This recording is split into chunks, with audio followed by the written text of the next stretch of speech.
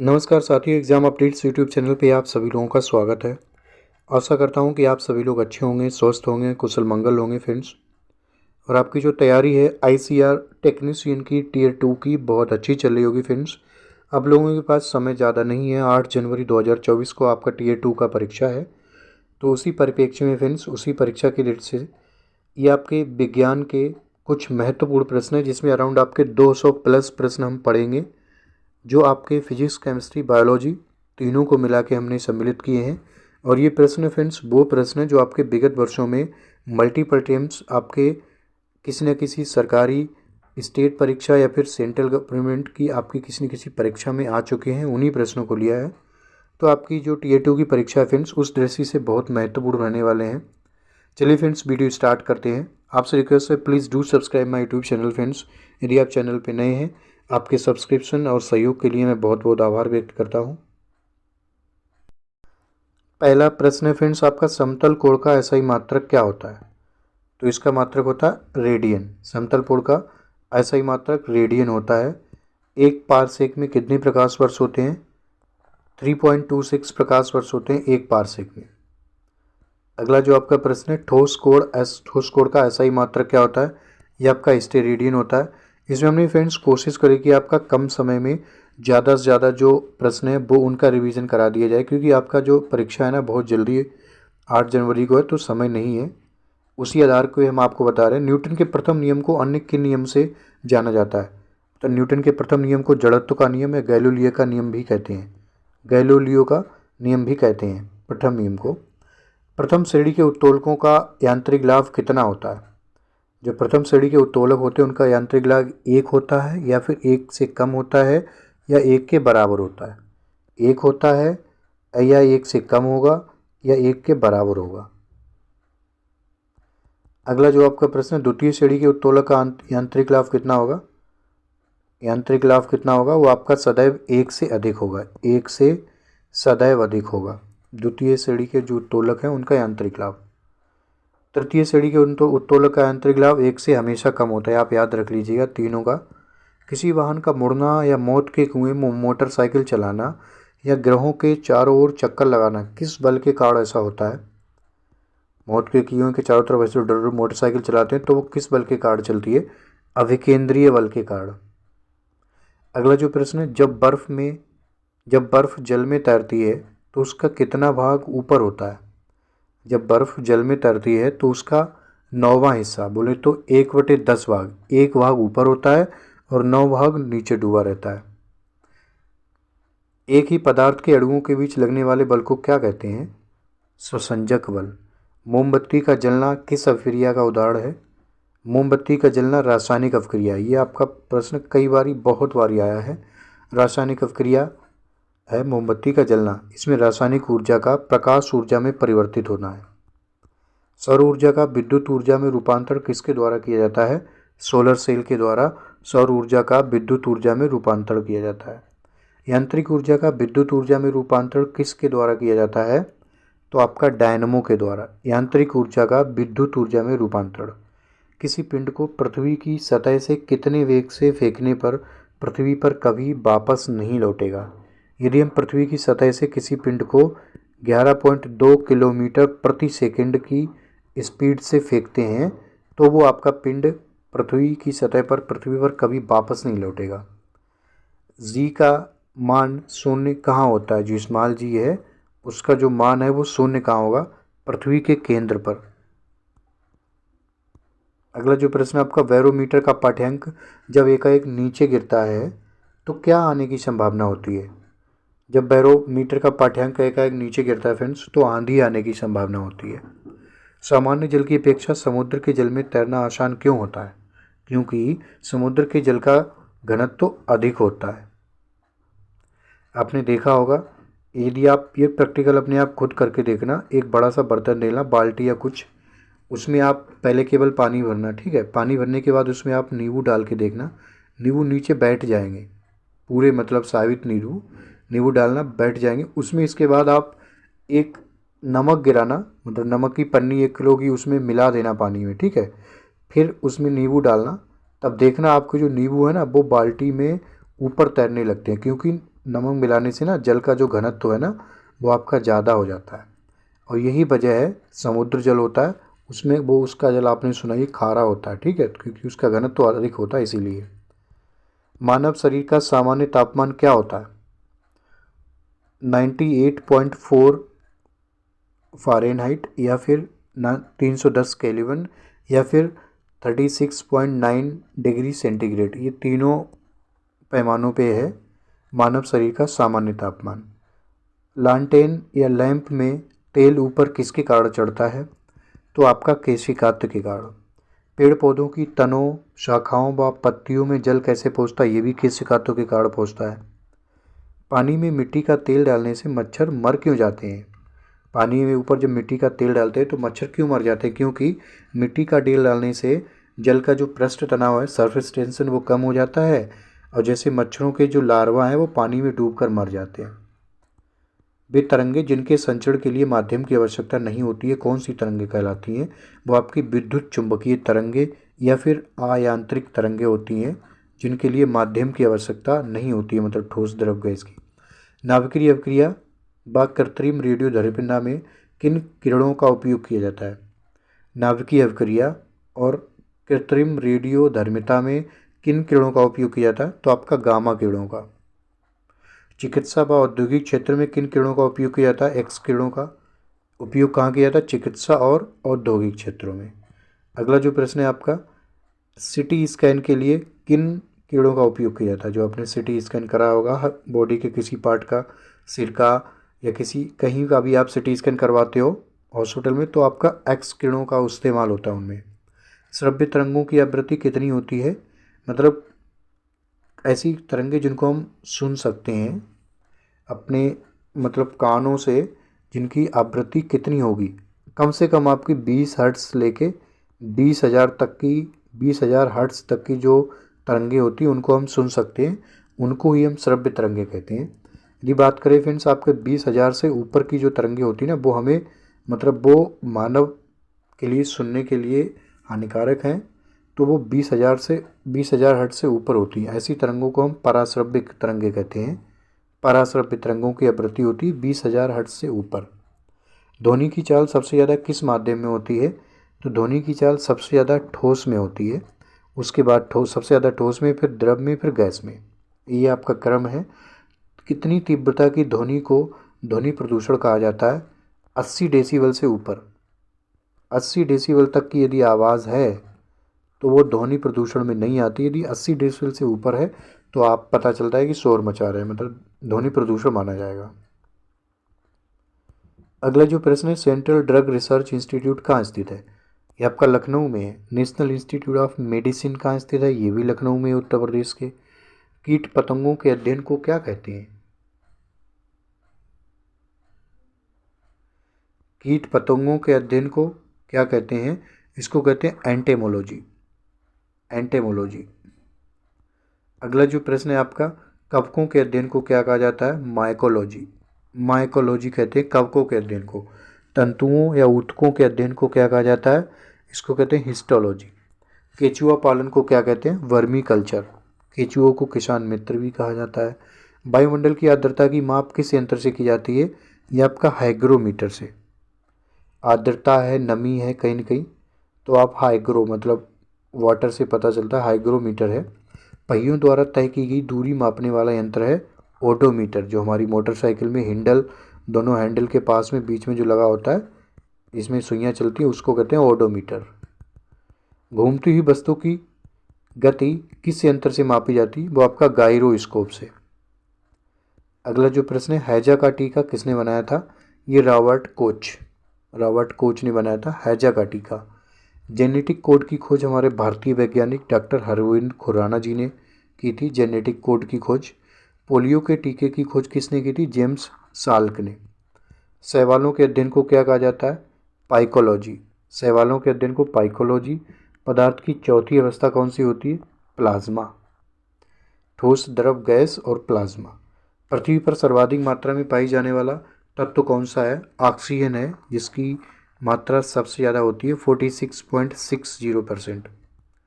सबसे अधिक समस्थानिक किस तत्व के हैं? पोलोनियम के सबसे ज़्यादा समस्थानिक हैं। सबसे हल्की अक्रिय गैस कौन सी है? हीलियम। जो आपकी मेंडलीव की आवर्त सारणी में सबसे लास्ट में जो 8वें वर्ग में तत्व हैं उनको अक्रिय गैस कहा जाता है, या शून्य वर्ग के तत्व। उनमें सबसे ज़्यादा अक्रिय गैस है वो हीलियम है, जो कभी किसी से क्रिया नहीं करती। आधुनिक आवर्त सारणी की सबसे हल्की धातु कौन सी है? लिथियम। किस धातु को सफ़ेद सोना कहा जाता है? प्लेटिनम को सफ़ेद सोना कहा जाता है। किस गैस का ऊष्मीय मान सर्वाधिक होता है? तो ये फ्रेंड्स आपका हाइड्रोजन का होता है ऊष्मीय मान सबसे ज़्यादा। डायनेमो का आविष्कार किसने किया था? माइकल फैराडे ने। रिएक्टर में नियंत्रक के रूप में किस धातु का प्रयोग किया जाता है? कैडमियम या बोरान की छड़ का प्रयोग किया जाता है रिएक्टर में नियंत्रक के रूप में। रक्तदाब किस यंत्र से मापा जाता है? स्फिग्नोमैनोमीटर से।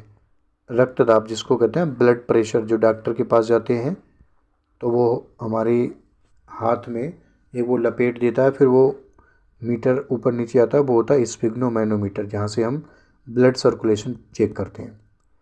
एक रंगीन टेलीविज़न के रंगों के मिश्रण से बनता है। एक रंगीन टेलीविज़न के रंगों के मिश्रण से बनता है किन रंगों से? ये आपका लाल, हरा, नीला। सबसे अधिक भेदन क्षमता किन किरणों की होती है? गामा किरणें। सबसे अधिक भेदन क्षमता वाली किरणें गामा किरणें। कैथोड किरणों की प्रवृत्ति कैसी होती है? कैथोड किरणों की प्रवृत्ति होती है ऋणात्मक व आदर्श होती है। आकाश का रंग नीला किसके कारण दिखाई देता है? प्रकाश के प्रकीर्णन के कारण आकाश का रंग नीला दिखाई देता है। अगला जो प्रश्न है, किस रंग का प्रकीर्णन सबसे अधिक होता है? बैंगनी रंग का प्रकीर्णन सबसे अधिक होता है फ्रेंड्स। अगला जो प्रश्न है, उत्तल लेंस का उपयोग कहाँ किया जाता है? मतलब किन किन सेक्टर में? सूक्ष्मदर्शी में, कैमरा व दूरदृष्टि दोष वाले व्यक्ति के चश्मे में हम क्या करते हैं? उत्तल लेंस का प्रयोग। अगला जो प्रश्न है आपका, अवतल लेंस का प्रयोग कहाँ करते हैं? दूरदर्शी की नेत्रिका में तथा निकट दृष्टि दोष वाले व्यक्ति के चश्मे में। उत्तल लेंस का उपयोग दूरदृष्टि वाले चश्मे में। जल के तल में पड़े सिक्के का अपनी वास्तविक गहराई से ऊपर दिखाई देने का कारण क्या है? अपवर्तन के कारण। सौर सेल बनाने में किस धातु का प्रयोग किया जाता है? सिलिकॉन का प्रयोग किया जाता है सौर सेल बनाने में। हीटर का तार किस धातु का बना होता है? नाइक्रोम का। जब एक ही तत्व के दो परमाणु परस्पर सहयोग करते हैं तो उनके बीच किस बंध की प्रवृत्ति होगी? जब एक ही तत्व के दो परमाणु परस्पर सहयोग करते हैं तो वो बनाते हैं अध्रुवीय सहसंयोजक बंध। मीथेन अणु में कौन सा बंध होता है? एक सहसंयोजक बंध होता है CH4। ऐसे पदार्थ जिनके रासायनिक गुण समान एवं भौतिक गुण भिन्न होते हैं उनको कहते हैं अपरूपक। साबुन, पेट्रोलियम, दवा, कपड़ा, कागज बनाने में किसका प्रयोग किया जाता है? इन सभी में कास्टिक सोडा और सोडियम क्लोराइड का NaOH एक प्रबल क्षार होता है, प्रबल अम्ल होता है HCl। तो ये साबुन, पेट्रोलियम, दवा, कपड़ा, कागज उद्योग में किसका प्रयोग किया जाता है? एक प्रबल क्षार का NaOH का। इमली में कौन सा अम्ल होता है? इमली में टार्टरिक अम्ल होता है, खट्टी होती है। चींटी और बिच्छू के डंक में मेथेनिक अम्ल होता है। अम्ल व भस्म के परीक्षण के लिए किसका प्रयोग किया जाता है? लिटमस पेपर का। सिरका में कौन सा अम्ल पाया जाता है? सिरका में आपका एसिटिक अम्ल पाया जाता है। लार का pH मान कितना होता है? 6.5। ताजे दूध का pH मान कितना होता है? 6। अगला जो प्रश्न है, अग्निशमक यंत्रों में बोतल में रखे सांद्र सल्फ्यूरिक अम्ल के साथ किसका सांद्र विलयन रखा जाता है? जो रेड कलर के जो यंत्र होते हैं, आग उग लगने पे फुस बुझाई जाती है, तो उनमें जो सांद्र सल्फ्यूरिक अम्ल रखा जाता है वो सांद्र विलयन उसके साथ कौन सा विलयन रखा जाता है? सोडियम कार्बोनेट का।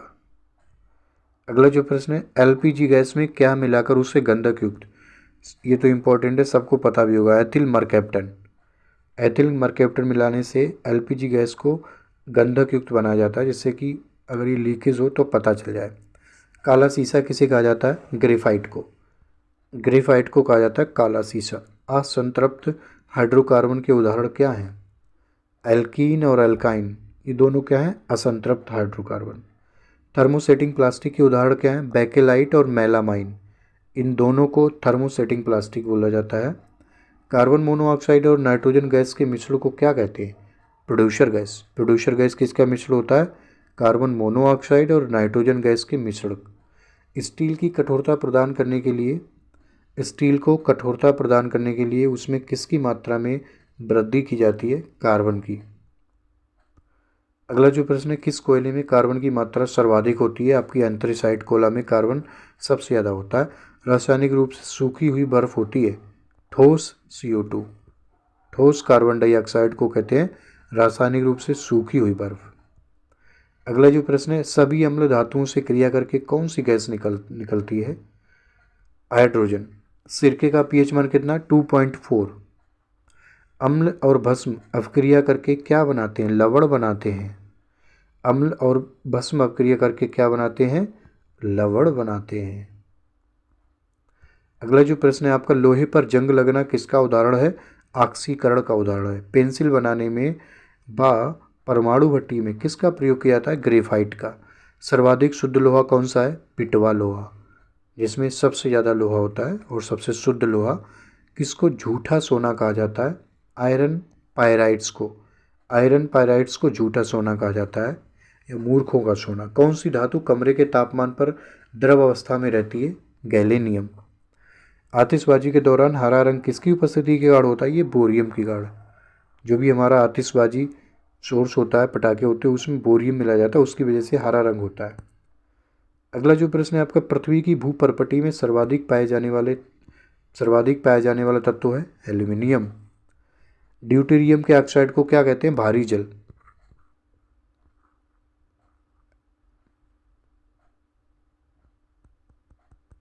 वायुमंडल में सबसे ज़्यादा पाई जाने वाली अक्रिय गैस कौन सी होती है? सबसे ज़्यादा पाई जाने वाली अक्रिय गैस आर्गन। TNG का पूरा नाम क्या है? Try nitroglycerine. Try nitroglycerine. वे पदार्थ जिनकी उपस्थिति में रासायनिक अभिक्रिया तेजी से होती है कहलाते हैं उत्प्रेरक। मिट्टी का क्षारकत्व घटाने के लिए किसका उपयोग किया जाता है? जिप्सन का। मिट्टी का क्षारकत्व घटाने के लिए जिप्सन का प्रयोग किया जाता है। अस्पताल में कृत्रिम सांस लेने के लिए सिलेंडर में किस गैस का प्रयोग किया जाता है? यह आपका ऑक्सीजन और हीलियम के मिश्रण का प्रयोग किया जाता है आर्टिफिशियल सांस लेने के लिए। अगला जो प्रश्न है, वनस्पति तेल से कृत्रिम घी बनाने में किस उत्प्रेरक का प्रयोग किया जाता है? यह आपका निकेल उत्प्रेरक का। वनस्पति तेल से कृत्रिम घी बनाने में निकेल उत्प्रेरक का प्रयोग किया जाता है। जो जल साबुन के साथ आसानी से झाग दे उसको कहते हैं मृदु जल, और जो आसानी से झाग ना दे उसको कठोर जल कहते हैं। किस गैस का आवरण सूर्य के हानिकारक पराबैंगनी किरणों को अवशोषित कर लेता है? O3। आभूषण बनाते समय, O3 बोले तो ओजोन। आभूषण बनते समय सोने में कौन सी धातु मिलाई जाती है? तांबा। वायुमंडलीय हवा भी सर्वाधिक कौन सी गैस पाई जाती है? वायुमंडलीय हवा में सर्वाधिक नाइट्रोजन गैस पाई जाती है। किस गैस से अंडे की गंध आती है? H2S, hydrogen peroxide, H2S। Carbon का कौन सा अपरूपक एक ठोस त्रिआयामी संरचना में होता है? हीरा। एक ठोस त्रिआयामी संरचना में होता है, बोला जाता है ही असली हीरे को यदि आप कितनी भी तेजी से फोड़ना चाहोगे हथौड़ा मार के तो फूटता नहीं है। हीरे में 4 कार्बन एक दूसरे से किस विधि से जुड़े होते हैं? टेट्राहेड्रल विधि द्वारा। गोबर गैस में मुख्य रूप से कौन सी गैस होती है? मीथेन। अगला जो प्रश्न है आपका, आयरन की सर्वाधिक मात्रा किस में पाई जाती है? हरी सब्जियों में। सबसे ज़्यादा पालक में पाई जाती है। मेथी पालक हो गया या कोई भी साग हो गया सरसों का, हरी सब्जियों में स्पेशल सबसे ज़्यादा आयरन पाया जाता है। तंबाकू का मुख्य घटक क्या होता है? निकोटीन। मानव द्वारा सर्वप्रथम प्रयोग में लाई जाने वाली धातु कौन सी थी? तांबा। तांबा को सबसे पहले मानव ने इस्तेमाल किया था। किस पदार्थ को विस्फोटक के रूप में प्रयोग किया जाता है? TNT को। सोडा बनाने के लिए कौन सी गैस प्रयोग की जाती है? CO2। जल की अस्थायी कठोरता का क्या कारण है? क्योंकि जल में सोडियम बाइकार्बोनेट मिले होने के कारण जल की अस्थायी कठोरता होती है। जीव विज्ञान शब्द का सर्वप्रथम प्रयोग किसने किया था? लैमार्क और ट्रेबीरेनस ने। जीव विज्ञान शब्द का सर्वप्रथम प्रयोग लैमार्क और ट्रेबीरेनस ने किया था। अगला जो प्रश्न है, किसके जलने से कार्बन डाइऑक्साइड गैस निकलती है? हीरे के जलने से। हीरे के जलने से। किसका प्रयोग बेहोश करने के लिए किया था? क्लोरोफॉर्म का। सबसे लंबी कोशिका किसकी होती है? शुतुरमुर्ग के अंडे की। शुतुरमुर्ग के अंडे की। ये पक्षी ही इतना बड़ा होता है, अंडा बहुत बड़ा होता है, उसकी कोशिका भी बहुत बड़ी होती है। सबसे छोटी कोशिका किसकी होती है? माइक्रोप्लाज्मा की। प्लाज्मा ऊपर से माइक्रोप्लाज्मा, सबसे छोटी कोशिका। रॉबर्ट हुक ने कोशिका की खोज किसमें की थी? एक बोतल की कार्क में। कोशिका का शक्ति गृह या पावर हाउस किसको कहा जाता है? माइटोकॉन्ड्रिया को। ऑक्टोपस किस संघ का जंतु है? मोलास्का। ऑक्टोपस को मोलास्का संघ का जंतु माना जाता है। जंतु जगत का सबसे बड़ा संघ क्या है? आर्थ्रोपोडा। आर्थ्रोपोडा। आर्थ्रोपोडा जंतु जंग का सबसे बड़ा जो समूह है आर्थ्रोपोडा। पादप पर जंतु के बीच की कड़ी क्या कहलाती है? पादप और जंतु के बीच की कड़ी युगलीना कहलाती है। अगला जो प्रश्न है फ्रेंड्स, मक्खी का वैज्ञानिक नाम है मस्का डोमेस्टिका। माँ से मक्खी, माँ से मस्का, ऐसे आप याद रख सकते हैं। आम का वैज्ञानिक नाम मैंगीफेरा इंडिका या मैग्नीफेरा इंडिका। मेढक का वैज्ञानिक नाम है, ये दो नामों से जाना जाता है, राना टिग्रीना या राना स्टूलेंटा। छिपकलियों के अध्ययन को क्या कहते हैं? सोरोलॉजी। सांपों के अध्ययन को कहते हैं ओफियोलॉजी। ओफियोलॉजी सांपों के अध्ययन को। जीव विज्ञान का जनक किसे कहा जाता है? अरस्तु को। दियासलाई के निर्माण में प्रयुक्त तत्व है फास्फोरस। सबसे खराब वायु प्रदूषण किससे होता है? कार्बन मोनोऑक्साइड से होता है सबसे खराब वायु प्रदूषण। नाइट्रोजन की सर्वाधिक मात्रा किस पदार्थ में पाई जाती है? यूरिया में सबसे ज़्यादा नाइट्रोजन पाया जाता है। पहला कार्बनिक पदार्थ जो प्रयोगशाला में बना था, यूरिया। अगला जो प्रश्न है, महासागरों से शुद्ध जल किस विधि से प्राप्त किया जाता है? आसवन विधि से। मलेरिया की औषधि के रूप में प्रयोग किया जाने वाला यौगिक है क्लोरोक्वीन। क्लोरोक्वीन को मलेरिया की औषधि के रूप में प्रयोग किया जाता है। अगला जो प्रश्न है, टाइफाइड के लिए उपयोग की जाने वाली औषधि का नाम क्या है? क्लोरोमाइसिटीन। क्लोरोमाइसिटीन का उपयोग टाइफाइड के उपचार में किया जाता है। भोजन पकाते समय कौन सा पदार्थ सर्वाधिक नष्ट होता है? वो होता है विटामिन। जो पौधे खारे पानी से पैदा होते हैं क्या कहलाते हैं? हेलोफाइटस। हेलोफाइटस किसको कहते हैं? जो पौधे खारे पानी से पैदा होते हैं। सबसे बड़ा आवृत्तजीवी पौधा कौन सा है? यूकेलिप्टस। किसानों का दुश्मन, मतलब यूकेलिप्टस कहा जाता है कि मतलब ये पर्यावरण के लिए खतरा है यूकेलिप्टस, क्योंकि ये सबसे छोटा गुणसूत्र किसमें पाया जाता है? शैवालों में। सबसे छोटा नग्नजीवी पौधा कौन सा है? जेमिया पिग्मिया। सबसे छोटा नग्नजीवी पौधा है जेमिया पिग्मिया। एक मात्र हार्मोन जो गैसीय रूप में पाया जाता है एथिलीन। झाड़ियों के अध्ययन को क्या कहते हैं? डेंड्रोलॉजी। कहते नहीं, झाड़ियों आप ऐसे याद रखते हो, झाड़ी मतलब कूड़ा कबाड़ा, और डेंड्रफ कहते नहीं हमारे सिर में डेंड्रफ हो गया है, तो वो इससे आप याद कर सकते हैं डेंड्रफ। डेंड्रोलॉजी, झाड़ियों के अध्ययन को डेंड्रोलॉजी। अगला जो प्रश्न है, एक बाणांध पुरुष जब किसी महिला से शादी करता है तो बाणांधता के लक्षण किस में दिखाई देते हैं? तो पुत्रियों के पुत्रों में। मतलब जो पुरुष है शादी करेगा तो उनकी जो मतलब संतान होगी, उनमें से जो महिला होंगी, पुत्री होंगी, उन पुत्रियों की शादी होने के बाद उनके बच्चे होंगे तो उनके बच्चों में पुत्रों के। प्रोटीन की फैक्ट्री किसे कहा जाता है? राइबोसोम को प्रोटीन की फैक्ट्री कहा जाता है। बाणांधता वाले व्यक्ति को लाल रंग कैसा दिखाई देगा? हरा। बच्चों के लिंग निर्धारण के लिए किसका क्रोमोसोम उत्तरदायी होता है? पिता का। सर्वप्रथम प्रयोगशाला में जीन का संश्लेषण करने वाले वैज्ञानिक भारतीय वैज्ञानिक डॉक्टर हरगोविंद खुराना जी थे। प्रयोगशाला में जीन्स का संश्लेषण करने वाले बे लक्षण जो पीढ़ी दर पीढ़ी संचारित होते रहते हैं क्या कहलाते हैं? उनको कहते हैं आनुवंशिकी। वंशानुगति का वाहक किसे कहा जाता है? गुणसूत्रों को। टमाटर का लाल रंग किसके कारण होता है? लाइकोपीन के कारण। लाइकोपीन होता है टमाटर में, लाइकोपीन के कारण ही टमाटर का रंग लाल होता है। अगला प्रश्न है, मनुष्य में गुणसूत्र की संख्या कितनी होती है? 46 होते हैं या फिर 23 जोड़ी? 23 जोड़ी गुणसूत्र होते हैं या 46 गुणसूत्र?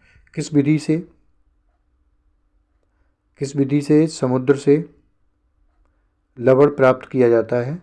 वो आपका वाष्पीकरण से। लोहे पर जंग लगने से बचने के लिए जस्ते की परत चढ़ाई जाती है, उसको क्या कहते हैं? उसको कहते हैं गैल्वेनीकरण। लोहे को जंग से बचाने के लिए उस पर जस्ते की परत चढ़ाना गैल्वेनीकरण कहलाता है। अगला जो प्रश्न है, पेट्रोल से लगी आग बुझाने में किसका प्रयोग किया था? झाग वाले फोम का। झाग वाले फोम से आग बुझाई जाती है यदि पेट्रोल से लगी आग हो तब। अगला जो प्रश्न है, विद्युत ऊर्जा का प्रकाश ऊर्जा में परिवर्तन किसके द्वारा किया जाता है? ट्यूबलाइट में। सदिश राशियाँ कौन सी हैं फ्रेंड्स? ये इंपॉर्टेंट प्रश्न है। सदिश राशियाँ कौन सी होती हैं? ऐसी राशियाँ जिनमें पुआ आए, उनमें से भी एक अपवाद है।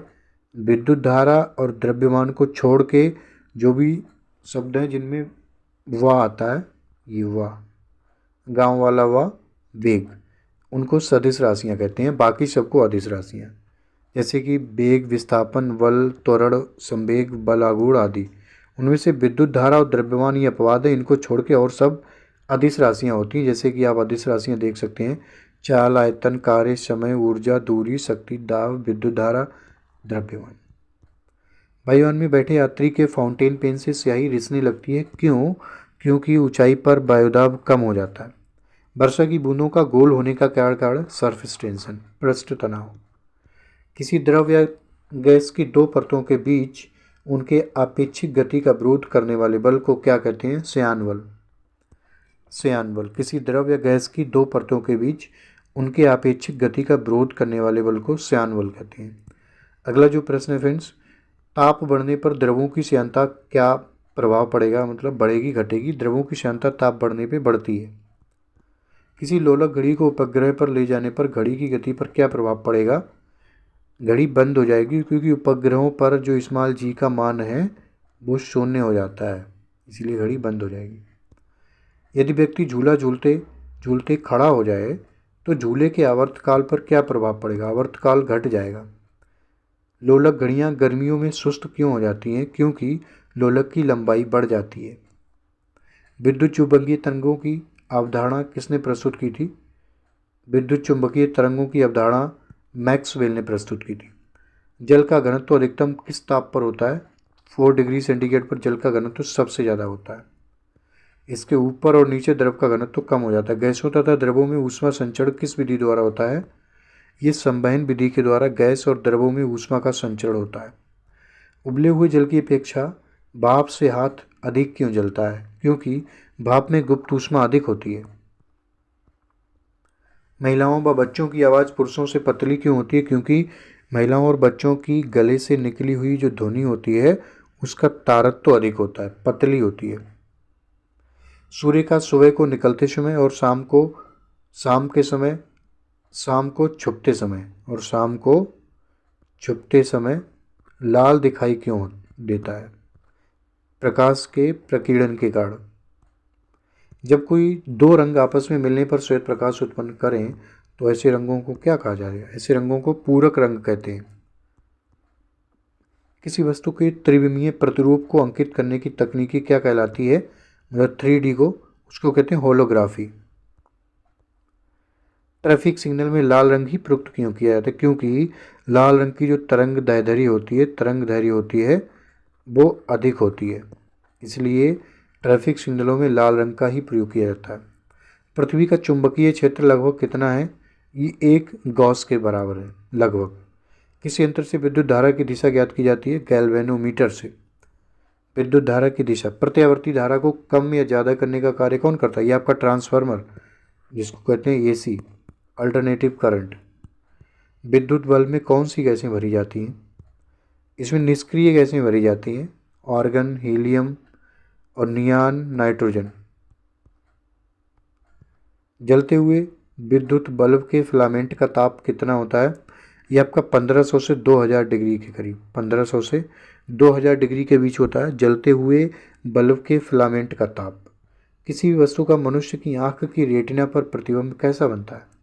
जो हमारी आँख की रेटिना पर जो प्रतिबिंब बनता है किसी भी वस्तु का, वो कैसा बनता है? वो वास्तविक और उल्टा बनता है।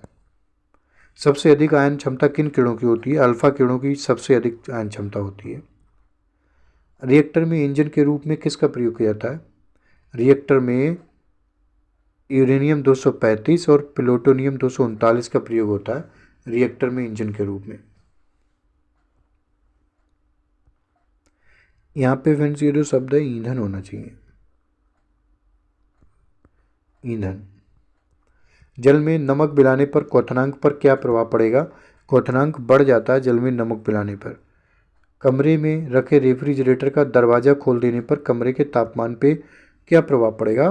कमरा थोड़ा सा गर्म हो जाएगा। जो लोग सोचते हैं ना फ्रिज ठंडा होता है, गेट खोल दें, गर्मी लग रही है तो कमरा ठंडा हो जाएगा, ऐसा नहीं है, कमरा और उल्टा गर्म हो जाएगा। कौन सी प्रकृति घटना परिवर्तन, अपवर्तन, पूर्ण आंतरिक परावर्तन से युक्त है? कौन सी जो प्राकृतिक घटना है वो आपका परावर्तन, अपवर्तन और आंतरिक परावर्तन तीनों से युक्त है। इंद्रधनुष में जब आकाश में जब इंद्रधनुष बनता है 7 रंगों का जो दिखाई देता है, उसमें आपका प्रकाश का परावर्तन, अपवर्तन और पूर्ण आंतरिक परावर्तन तीनों होते हैं। किस वैज्ञानिक ने सबसे पहले तत्वों को वर्गीकृत करने का प्रयास किया था? वो आप क्या किया था? डॉबे राइनर ने सबसे पहले। पदार्थ की 5वीं अवस्था कौन सी होती है? अभी तक हमने ठोस, द्रव, गैस और चौथी जो थी वो आपकी प्लाज्मा पड़ी थी ऊपर। अभी 5वीं अवस्था उसको कहते हैं बोस आइंस्टाइन कंडेंसेट, चौथी प्लाज्मा है। किसी तत्व के नाभिक में उपस्थित प्रोटॉनों की संख्या को कहते हैं परमाणु क्रमांक। आवर्त सारणी का सबसे चमकदार धातु कौन सी है? प्लेटिनम। एक्सरे की खोज किसने की थी? रोंटजन ने। गन पाउडर की खोज किसने की थी? रोजर बेकर ने। बेतार के तार की खोज किसने की थी? वो आपके मार्कोनी ने की थी। आवर्तित गति कर रही वस्तुओं का वेग मापने में किस यंत्र का प्रयोग किया जाता है? ये आपका स्टेबोस्कोप का है। स्टेबोस्कोप का किया जाता है प्रयोग। आवर्तित गति कर रही वस्तुओं का वेग मापने के लिए। दूर की वस्तुओं का ताप मापने में किस यंत्र का प्रयोग किया जाता है? आपका पाइकोमीटर का।